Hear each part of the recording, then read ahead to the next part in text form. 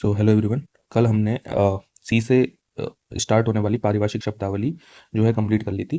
मैं बता देता हूँ कि हम राघव प्रकाश पूरी राघव प्रकाश की एक सीरीज स्टार्ट की है और उसको पूरी राघव प्रकाश को कंप्लीट करेंगे सामान्य हिंदी के लिए। ये अभी जो पर्पज़ है वो जो राजस्थान में एसआई की जो भर्ती आने वाली है उसको लेकर है, लेकिन ये वीडियो सभी के लिए है, चाहे वो राजस्थान आईएएन की प्रिपरेशन कर रहा हो, आरएएस की प्रिपरेशन कर रहा हो या फिर राजस्थान एसआई की प्रिपरेशन कर रहा हो। तो बिना ज़्यादा समय लिए हुए मैं डी से आरंभ होने वाली पारिभाषिक शब्दावली स्टार्ट करता हूँ, ताकि आपको जो है जल्दी से जल्दी ही जो हिंदी का जो 200 नंबर का सिलेबस आता है वो कंप्लीट हो जाए। इससे पहले क्योंकि हमारा एक मोटो है कि आपको चीज़ें याद रहे, तो मैं चाहता हूँ कि इससे पहले आपको सी से आरंभ होने वाली जो पारिभाषिक शब्दावली है उसमें जो 5-6 जो कन्फ्यूजिंग टॉपिक्स जो शब्द है वो मैं आपको रिवाइज करवा दूँ, और विथ ट्रिक जो मैंने ट्रिक बताई थी, और आप इससे पहले भी वीडियो में जाके देख सकते हो। कर्टेल का मतलब होता है कमी। ठीक है, इसको मैंने कैसे बताया था कि भाई इतना कम कर दिया, कम करते करते कि वो टेल ही बच गई, पूंछ ही बच गई, बाकी सब खत्म हो गया, तो कर्टेल मतलब की कमी। ठीक है, इसके बाद में काउंटर फॉइल, इसका मैंने एग्जांपल देकर बताया था आपको कि वो जो आरएस का जो एडमिट कार्ड होता है उसमें जो प्रतिलिपि आपको देते हैं, जो जो पार्ट काट के आपको देते हैं वो काउंटर फॉइल होती है। ठीक है, प्रतिपर्ण जिसको बोलते हैं। कॉस्ट ऑफ एस्टेब्लिशमेंट, कोरिजेडम का बताया था कि शुद्धि पत्र होता है। ठीक है, करस्पॉन्ड का ये मैंने बताया था कि आपको समरूप जो है वो ध्यान रखना है। ठीक है, बस यही कुछ थे, इसके अलावा आप पिछले वाले वीडियो में जाके देख सकते हो, रिवाइज कर सकते हो। ठीक है। अब जो डी से आरंभ होने वाली परिशिष्ट शब्दावली है उनकी साइड जाते हैं। सो डेली अलाउंस होता है दैनिक भत्ता। ठीक है, ऐसे बहुत सारे भत्ते हैं जो पहले भी बताया था मैंने आपको। एक यातायात भत्ता आया था जिसको कन्वेंस अलाउंस बोलते हैं ये। ठीक है, सवारी भत्ता, तो सवारी भत्ता ध्यान रखना है। टियरनेस अलाउंस भी आएगा। डेली अलाउंस आ चुका है। डेली डायरी, दैनिकी जिसको बोलते हैं। और बाकी डैमेज है, डाटा है, ये आपको पता है। डेज ऑफ ग्रेस नाउ, जैसा कि हम सुनते आ रहे हैं कि भाई ग्रेस से पास होना, ग्रेस लगा के पास हो गया, तो ग्रेस का मतलब होता क्या है एक्चुअल में? हम सिर्फ वर्ड्स को रटते हैं कि बस व्यवहार में रहते हैं, बाकी उसका वास्तविक अर्थ नहीं पता। ग्रेस का मतलब होता है मोहलत। तो ग्रेस से पास होना भी तो यही है कि भाई बंदा यदि को थोड़े बहुत नंबर कम पड़ गए तो उसको ग्रेस से पास कर दे, उसको मोहलत दे दी इतने नंबरों की।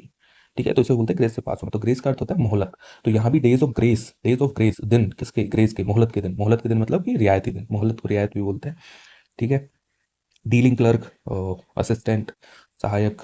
ठीक है, डेयरनेस अलाउंस, महंगाई भत्ता, ये तो सबको पता ही होगा। डेथ कम, रिटायरमेंट।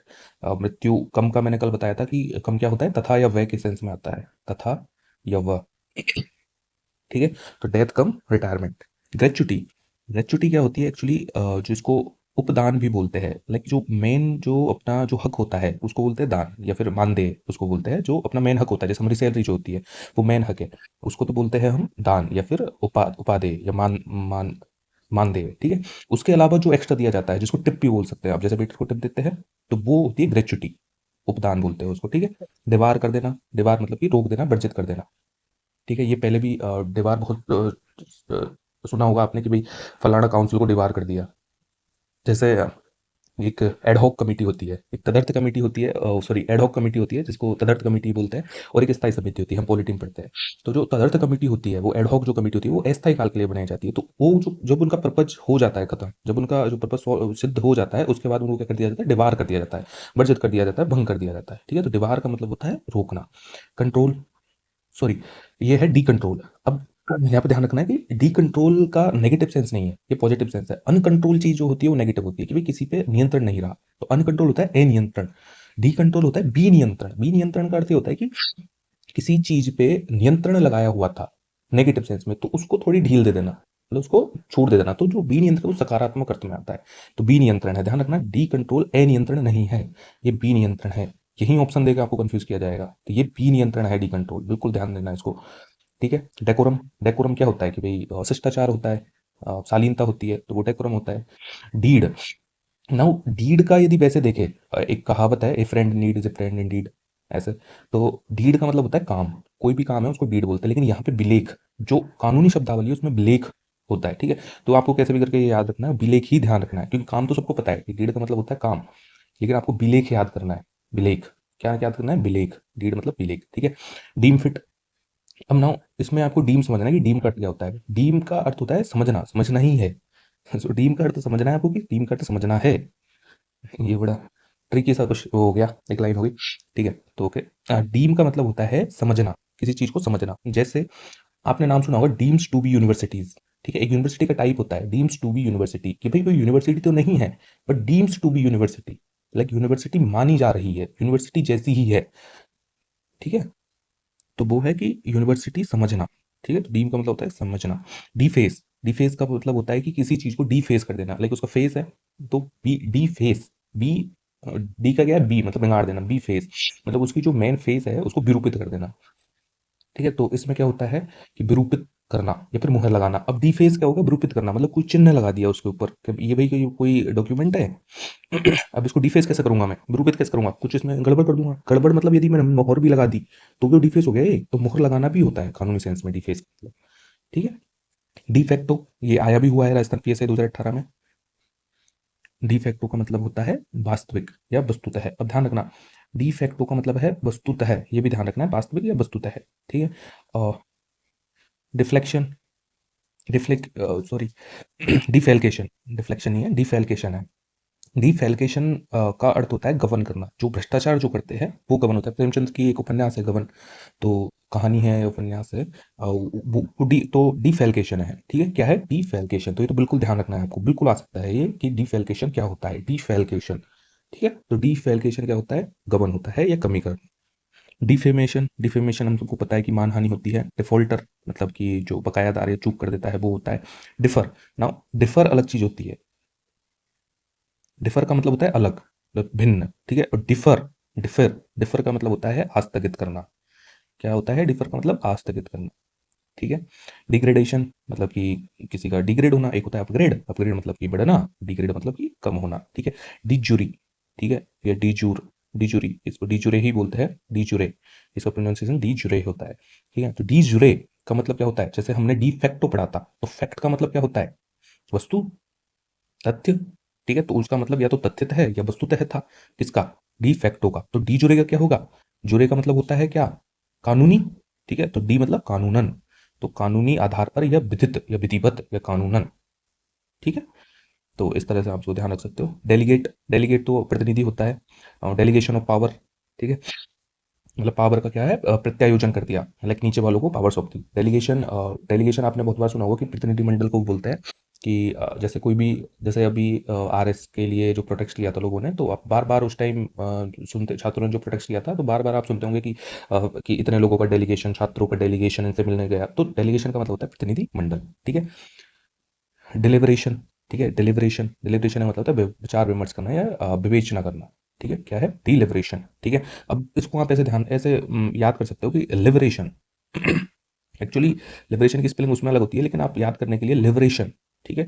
तो ये क्या है, नहीं स्पेलिंग भी यही होती है। तो डी लिबरेशन का मतलब होता है जब किसी के पास लिबरेशन होगी, आज़ादी होगी, तभी तो भाई वो विचार विमर्श कर पाएगा।